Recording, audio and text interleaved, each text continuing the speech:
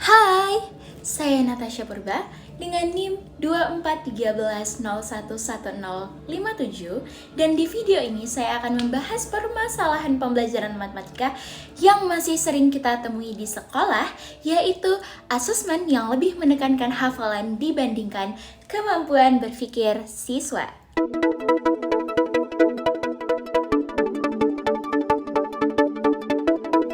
Ayo perkalian perhatian. Perkalian. Pak, mari kita cari obat. 4 kali 8. Pas, Pak.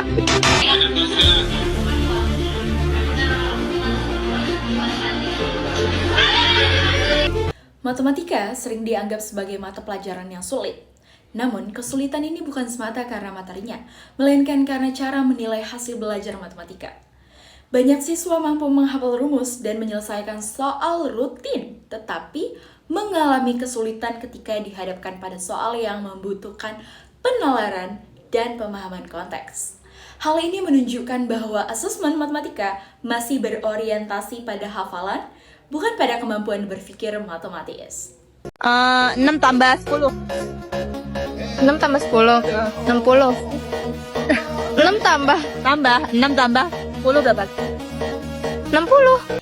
Dalam praktik pembelajaran, asesmen matematika seringkali berbentuk soal pilihan ganda, soal hitungan langsung, dan soal dengan satu jawaban benar.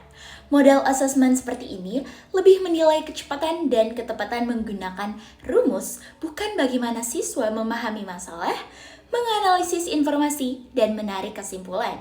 Akibatnya, siswa terbiasa menghafal prosedur tanpa benar-benar memahami konsep matematika itu sendiri. Dari sudut pandang telaah kurikulum, kondisi ini menunjukkan adanya ketidaksesuaian antara tujuan pembelajaran matematika dan cara penilaiannya. Kurikulum mereka sebenarnya menekankan bahwa pembelajaran matematika harus mengembangkan numerasi, melatih penalaran logis, dan mendorong siswa memecahkan masalah kontekstual. Namun, dalam implementasinya, asesmen yang digunakan masih sering menuntut jawaban akhir, mengabaikan proses berpikir siswa, dan kurang memberikan ruang pada strategi penyelesaian yang beragam. Artinya, secara dokumen kurikulum sudah berubah, tetapi praktik asesmen belum sepenuhnya sejalan dengan semangat kurikulum merdeka. Asesmen yang berorientasi pada hafalan menimbulkan beberapa dampak. Antara lain, siswa merasa matematika itu hanya soal mengingat rumus. Siswa kesulitan menerapkan matematika dalam kehidupan sehari-hari. Kemampuan berpikir kritis dan analitis tidak berkembang optimal. Hal ini terlihat ketika siswa itu dihadapkan pada soal yang berbasis konteks, seperti membaca grafik, menganalisis data, atau mengambil kesimpulan atau keputusan berdasarkan perhitungan sederhana.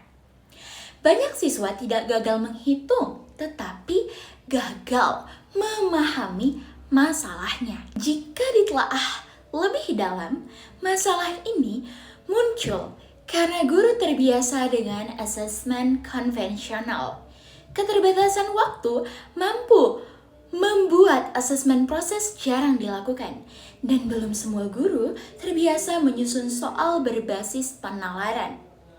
Dalam telaah kurikulum, asesmen seharusnya tidak hanya berfungsi sebagai alat penilaian, tetapi juga sebagai alat pembelajaran.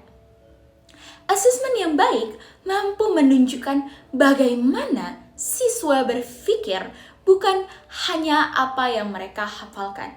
Oleh karena itu, diperlukan perubahan dalam asesmen matematika, seperti penggunaan soal terbuka, penilaian berbasis proses, dan asesmen kontekstual yang dekat dengan kehidupan siswa. Dengan asesmen yang selaras dengan tujuan kurikulum, matematika tidak lagi menjadi pelajaran hafalan, melainkan alat untuk mencari ataupun melatih cara berpikir yang logis dan rasional.